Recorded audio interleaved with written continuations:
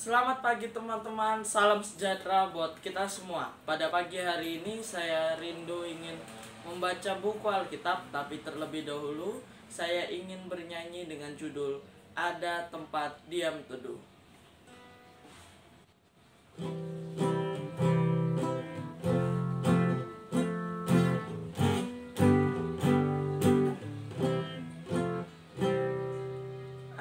Ada tempat tenang teduh dekat di hatimu, tempat tiada dosa keluh dekat di hatimu. Oh Yesus Juru Selamat, diutus Allahku, berikanlah kami tempat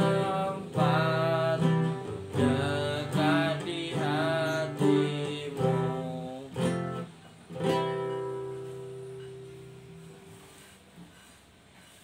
Sekarang kita buka Alkitab kita di kitab Ulangan pasal yang ke-22 dan pasal yang ke-23. Di pasal yang ke-22 ini perikop yang pertama ialah tentang tolong menolong, ayatnya yang ke-1. Apabila engkau melihat bahwa lembu atau domba saudaramu tersesat, janganlah engkau pura-pura tidak tahu, haruslah engkau benar-benar mengembalikannya kepada saudaramu itu. Dan apabila saudaramu itu tidak tinggal dekat denganmu dan engkau tidak mengenalnya, maka haruslah engkau membawa hewan itu ke dalam rumahmu, dan haruslah itu tinggal padamu sampai saudaramu itu datang mencarinya. Engkau harus mengembalikannya kepadanya. Demikianlah harus kau perbuat dengan keledainya, demikianlah kau perbuat dengan pakaiannya.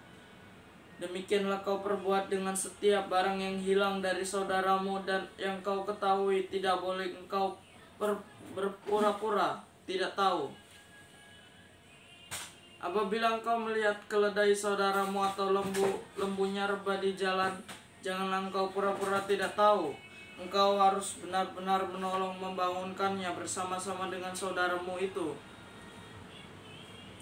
Perikop yang kedua dari pasalnya yang ke-22. Berbagai-bagai peraturan, ayatnya yang ke-5.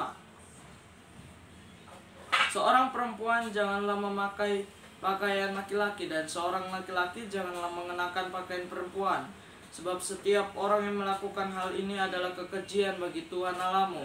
Apabila engkau menemui di jalan sarang burung di salah satu pohon atau telur-telur di dalamnya, dan induknya sedang duduk mendekap anak-anak atau telur-telur itu, maka janganlah engkau mengambil induk itu bersama-sama dengan anak-anaknya.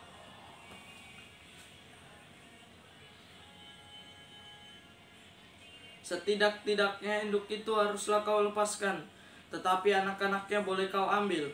Maksudnya supaya baik keadaanmu dan lanjut umurmu. Apabila engkau mendirikan rumah yang baru, maka haruslah engkau memagari soto rumahmu. Supaya jangan kau datangkan hutang darah kepada rumahmu itu, apabila ada seorang jatuh dari atasnya. Janganlah kau taburi kebun anggurmu dengan dua jenis benih, supaya seluruh hasil benih yang kau taburkan dan hasil kebun anggurmu jangan menjadi milik tempat kudus. Janganlah engkau membajak dengan lembu dan keledai bersama-sama. Janganlah engkau memakai pakaian yang dua jenis bahannya, yakni bulu domba dan lenan bersama-sama. Haruslah engkau membuat tali yang terpilin pada keempat puncan kain penutup tubuhmu. Perikop yang ketiga dari pasal yang ke-22, hukum perkawinan, ayat yang ke-13. Apabila seseorang mengambil istri dan setelah menghampiri perempuan itu menjadi benci kepadanya, menduduhkan kepadanya perbuatan yang kurang senonoh dan membusukkan namanya dengan berkata, perempuan ini kuambil menjadi istriku. Tetapi ketika ia hampiri, tidak ada kudapati padanya tanda-tanda keperawanan. Maka haruslah ayah dan ibu gadis itu memperlihatkan tanda-tanda keperawanan gadis itu kepada para tua-tua kota di pintu gerbang. Dan ayah si gadis haruslah berkata kepada para tua-tua itu, aku telah memberikan anakku kepada laki-laki ini menjadi istrinya. Lalu ia menjadi benci kepadanya, dan ketahuilah ia menduduhkan perbuatan yang kurang senonoh dengan berkata, tidak ada kudapati tanda-tanda keperawanan pada anakmu, tetapi inilah tanda-tanda keperawanan anakku itu. Lalu haruslah mereka membentangkan kain itu di depan para tua-tua kota. Maka haruslah para tua-tua kota itu mengambil laki-laki itu, mengajar dia, mendeka dia 100 sikal perak, dan memberikan perak itu kepada ayah si gadis. Karena laki-laki itu telah membusukkan nama seorang perawan Israel, perempuan itu haruslah tetap menjadi istrinya selama hidupnya. Tidak boleh laki-laki itu menyuruh dia pergi.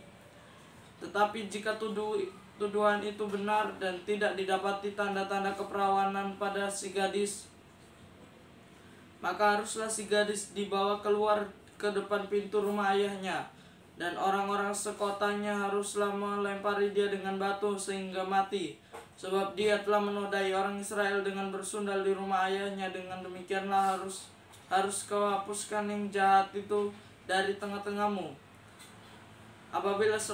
Apabila seseorang kedapatan tidur dengan seorang perempuan yang bersuami, maka haruslah keduanya dibunuh mati, laki-laki yang telah tidur dengan perempuan itu, dan perempuan itu juga. Demikianlah harus kau hapuskan yang jahat itu dari antara orang Israel. Apabila ada seorang gadis yang masih perawan dan yang sudah bertunangan, jika seorang laki-laki bertemu dengan dia di kota dan tidur dengan dia, maka haruslah mereka keduanya kamu bawa keluar ke pintu gerbang kota,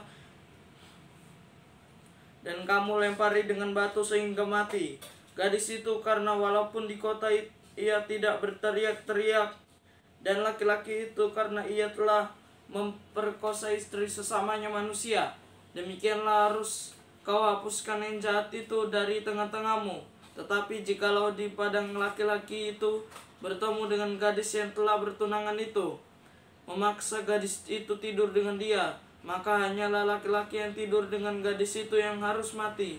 Tetapi gadis itu janganlah kau apa-apakan gadis itu. Tidak ada dosanya yang sepadan dengan hukuman mati, sebab perkara ini sama dengan perkara seseorang yang menyerang sesamanya manusia dan membunuhnya. Sebab laki-laki itu bertemu dengan dia di padang, walaupun gadis yang bertunangan itu berteriak-teriak, tetapi tidak ada yang datang menolongnya. Apabila seseorang bertemu dengan seorang gadis yang masih perawan dan belum bertunangan, memaksa gadis itu tidur dengan dia, dan keduanya kedapatan, maka haruslah laki-laki yang sudah tidur dengan gadis itu memberikan 50 sikal perak kepada ayah gadis itu. Dan gadis itu haruslah menjadi istrinya, sebab laki-laki itu telah memperkosa dia selama hidupnya. Dia tidak boleh laki-laki itu menyuruh dia pergi. Seorang laki-laki janganlah mengambil istri ayahnya, dan janganlah menyingkapkan punca kain ayahnya. Pasal yang ke-23. Orang yang tidak boleh masuk jemaat Tuhan. Ayat yang pertama. Orang yang hancur buah pelirnya atau yang terpotong kemaluannya janganlah masuk jemaat Tuhan. Seorang anak haram janganlah masuk jemaat Tuhan. Bahkan keturunannya yang ke-10 pun tidak boleh masuk jemaat Tuhan. Seorang Amon atau seorang Moab janganlah masuk jemaat Tuhan. Bahkan keturunan yang ke-10 pun tidak boleh masuk jemaat Tuhan sampai selama-lamanya. Karena mereka tidak menyongsong kamu dengan roti dan air pada waktu perjalananmu keluar dari Mesir, dan karena mereka mengumpah Bileam bin Beor dari Petor di arah Mesopotamia melawan engkau supaya dikutukinya engkau. Tetapi Tuhan Allahmu tidak mau mendengarkan Bileam, dan Tuhan Allahmu telah mengubah kutuk itu menjadi berkat bagimu, karena Tuhan Allahmu mengasihi engkau.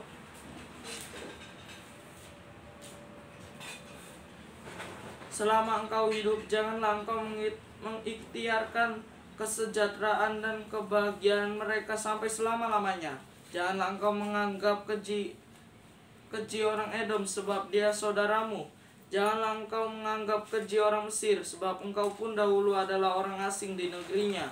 Anak-anak yang lahir bagi mereka dalam keturunan yang ketiga boleh masuk jemaat Tuhan. Perikop yang kedua dari pasal yang ke-23, ketahiran perkemahan, ayatnya yang ke-9.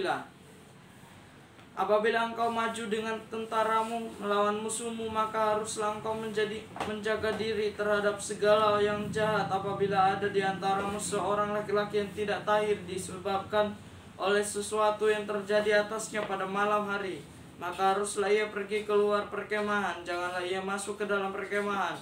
Kemudian menjelang senja haruslah ia mandi dengan air, dan pada waktu matahari terbenam ia boleh masuk kembali ke dalam perkemahan. Di luar perkemahan itu haruslah ada bagimu suatu tempat kemana engkau pergi untuk kada hajat.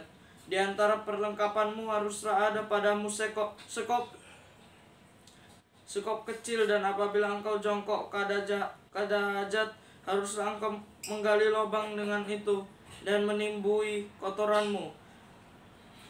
Sebab Tuhan Allahmu berjalan dari tengah-tengah perkemahanmu untuk melepaskan engkau dan menyerahkan musuhmu kepadamu. Sebab itu haruslah perkemahanmu itu kudus, supaya jangan ia melihat sesuatu yang tidak senonoh di antaramu, lalu berbalik daripadamu. Perikop yang ketiga dari pasal yang ke-23,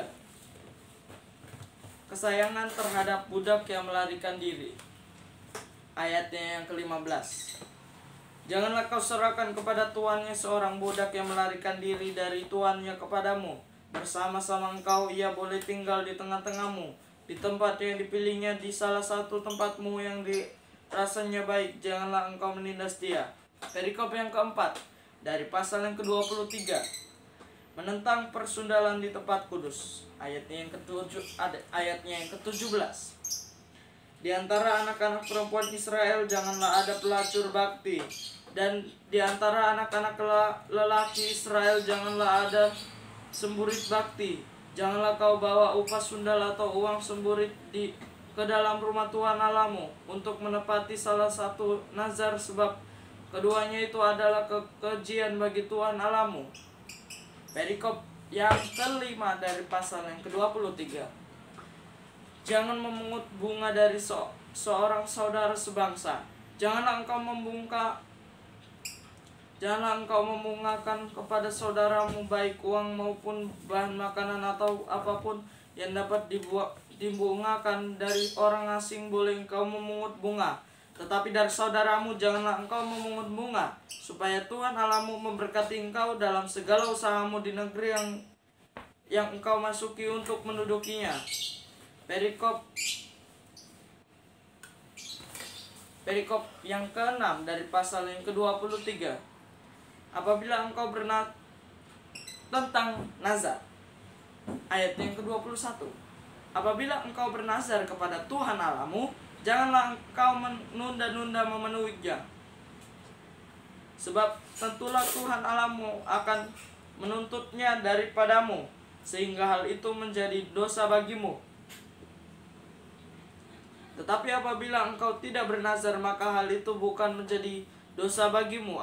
Apa yang keluar dari bibirmu haruslah kau lakukan dengan setia, sebab dengan sukarela kau nazarkan kepada Tuhan Allahmu sesuatu yang kau katakan dengan mulutmu sendiri. Perikop yang ke-7 dari pasalnya yang ke-23, dari hal memetik buah anggur dan bulir gandum di tanah orang lain, ayatnya yang ke-24 dari pasal yang ke-23. Apabila engkau melalui kebun anggur sesamamu, engkau boleh makan buah anggur sepuas-puas hatimu, tetapi tidak boleh kau masukkan ke dalam bungkusanmu. Apabila engkau melalui ladang gandum sesamamu yang belum Di tuai engkau boleh memetik bulir-bulirnya dengan tanganmu, tetapi sabit tidak boleh kau ayunkan kepada gandum sesamamu itu. Semoga yang telah saya bacakan ini menjadi bermanfaat bagi kita semua, menjadi pedoman dalam kehidupan kita sehari-hari. Selamat pagi, salam sejahtera buat kita semua. Amin.